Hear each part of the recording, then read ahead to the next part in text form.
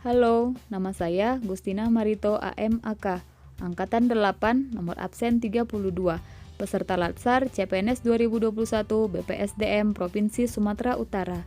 Dalam video kali ini, saya akan membuat mind map tentang akuntabilitas dan nasionalisme. Selamat menyaksikan. Akuntabilitas. Akuntabilitas adalah kewajiban pertanggungjawaban yang harus dicapai, sedangkan responsibilitas adalah kewajiban untuk bertanggung jawab. Aspek-aspek akuntabilitas mencakup 1. Akuntabilitas berorientasi pada hasil. Yang kedua, akuntabilitas membutuhkan adanya laporan. Yang ketiga, akuntabilitas membutuhkan konsekuensi. Yang keempat, akuntabilitas memperbaiki kinerja. Fungsi akuntabilitas yang pertama, menyediakan kontrol demokratis. Yang kedua, mencegah korupsi dan penyalahgunaan kekuasaan. Yang ketiga, meningkatkan efisiensi dan efektivitas. Akuntabilitas terdiri dari dua macam. Akuntabilitas vertikal, yaitu pertanggungjawaban atas pengelolaan dana kepada otoritas yang lebih tinggi. Yang kedua, akuntabilitas horizontal adalah laporan pejabat pemerintah kepada publik. Akuntabilitas memiliki 5 tingkatan. Yang pertama, akuntabilitas personal, yaitu nilai-nilai yang ada pada diri seseorang seperti kejujuran, integritas, moral, dan etika. Yang kedua, akuntabilitas individu, hubungan antara individu dengan lingkungan kerja atau PNS dengan instansinya masing-masing. Yang ketiga, akuntabilitas kelompok, yaitu kerjasama kelompok. Yang keempat, akuntabilitas organisasi, mengacu pada pelaporan kinerja yang dicapai. Yang kelima, akuntabilitas stakeholder, yaitu masyarakat umum dan pengguna layanan yang memberikan masukan, saran, kritik terhadap kinerjanya.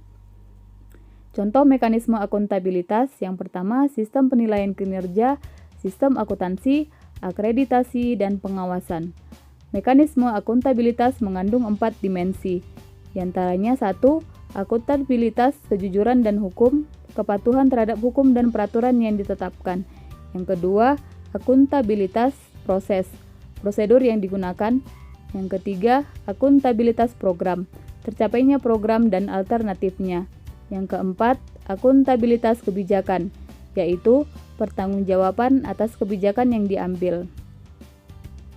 Alat akuntabilitas yang pertama adalah perencanaan strategis, yaitu rencana jangka panjang, menengah, dan lain-lain. Yang kedua, kontrak kinerja, yaitu kesepakatan antara pegawai dengan atasan. Yang ketiga, laporan kinerja, yaitu berupa laporan akuntabilitas kinerja pemerintah yang berisi perencanaan dan perjanjian kerja tertentu. Prinsip lingkungan kerja yang akuntabel adalah kepemimpinan, transparansi, integritas, tanggung jawab, keadilan, kepercayaan, keseimbangan, kejelasan, dan konsistensi. Langkah framework akuntabilitas di lingkungan PNS adalah penentukan tanggung jawab dan tujuan, perencanaan, implementasi dan monitoring, laporan lengkap, dan evaluasi atau masukan. Prinsip-prinsip keterbukaan dan ketersediaan informasi adalah 1. Maximum access limited exemption. Yang kedua, permintaan tidak perlu disertai alasan. Yang ketiga, mekanisme yang sederhana, murah, dan cepat. Yang keempat, info harus utuh dan benar. Info proaktif. Dan yang kelima, perlindungan pejabat beretikat baik. Konflik kepentingan dalam akuntabilitas. Ada 2 jenis konflik kepentingan, yaitu 1. Konflik keuangan, 2. Konflik non-keuangan. Cara mengidentifikasi konflik kepentingan adalah yang pertama, 1. Tugas publik dan kepentingan pribadi. Yang kedua, potensionalitas. Yang ketiga, proporsionalitas. Yang keempat, presence on mind. Dan yang kelima adalah janji. Konsekuensi konflik kepentingan adalah 1. Berkurangnya kepercayaan. Yang kedua, memburuknya reputasi lembaga atau pribadi. Yang ketiga, tindakan indisipliner. Yang keempat, pemutusan hubungan kerja. Dan yang kelima, dapat dihukum baik perdana atau perdata. Praktek kecurangan dan perilaku korup terjadi karena 1. Adanya peluang, Yang kedua, insentif atau tekanan yang melakukan kecurangan. Yang ketiga adalah rasionalisasi. Menjadi PNS yang akuntabel adalah PNS yang mampu mengambil pilihan yang tepat ketika terjadi konflik kepentingan, tidak terlibat dalam politik praktis, melayani warga masyarakat secara adil dan konsisten dalam melakukan tugas dan fungsinya. ASN sebagai profesi berlandaskan pada prinsip-prinsip berikut. Yang pertama, nilai dasar, yang kedua kode etik dan perilaku, yang ketiga komitmen, yang keempat integritas moral dan tanggung jawab kepada pelayanan publik, yang kelima kompetensi, yang keenam kualifikasi akademik, yang ketujuh jaminan perlindungan hukum, dan yang kedelapan profesionalisme jabatan. Yang selanjutnya adalah nasionalisme. Nasionalisme adalah pemahaman mengenai nilai-nilai kebangsaan. Nasionalisme memiliki pokok kekuatan dalam menilai kecintaan individu terhadap bangsanya. Salah satu cara untuk menumbuhkan semangat nasionalisme adalah dengan menanamkan dan mengamalkan nilai-nilai Pancasila, pengamalan nilai-nilai luhur yang terkandung di dalamnya setiap penyelenggara negara, baik di pusat maupun daerah.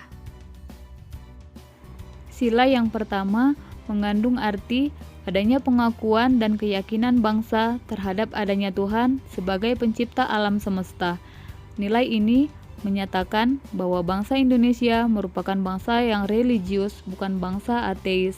Sila yang kedua mengandung arti adanya kesadaran sikap dan perilaku sesuai dengan nilai moral dalam hidup bersama atas dasar tuntutan hati nurani dengan memperlakukan segala sesuatu sebagaimana mestinya.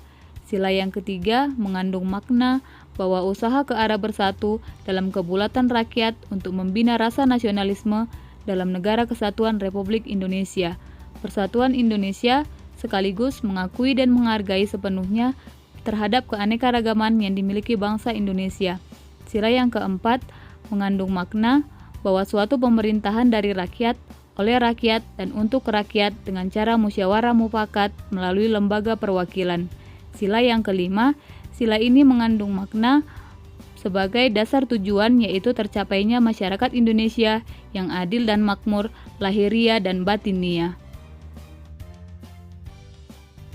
Implementasi nasionalisme bagi ASN adalah ASN harus mampu mengaktualisasikan wawasan kebangsaan dan jiwa nasionalisme dalam menjalankan profesinya sebagai pelayan publik yang berintegritas. ASN juga harus mampu sebagai perekat dan pemersatu bangsa.